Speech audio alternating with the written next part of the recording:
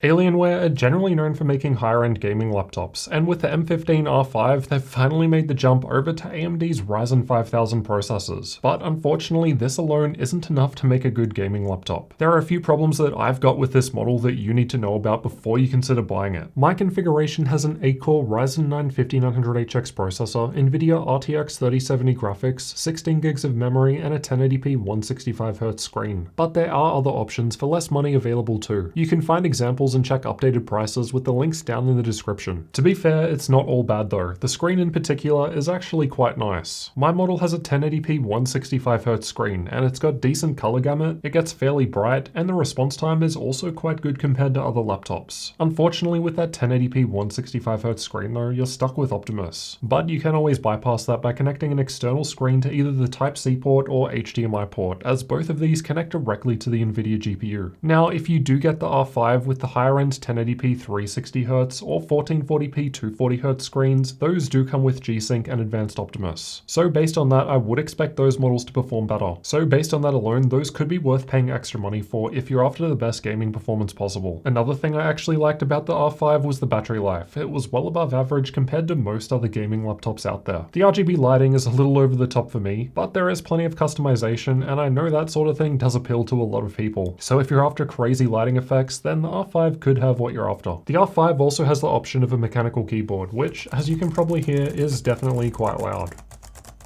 Personally, I didn't really like it compared to other mechanical keyboard laptops that I've used, such as the XMG Neo 15 or Aorus 15. It's kind of hard to explain. I guess if I had to try, it's almost like I have to push a bit harder than I want to for the key press to trigger, and then when it does trigger, it just instantly bottoms out. I don't know if this model will be in stores anywhere, but if it is, I'd recommend giving the mechanical keyboard a try before you buy. Something else I kind of noticed that isn't that big of a deal is it does slide around fairly easily on my desk. Now, some laptops do this, but most laptops have fairly grippy feet on the bottom, and this isn't quite a problem. I mean, it's not like you're gonna sit here moving the laptop around like this, but yeah, better rubber feet on the bottom would have been preferable there. The touchpad is okay, but it is kinda a bit wobbly, I guess, is how I would best describe it.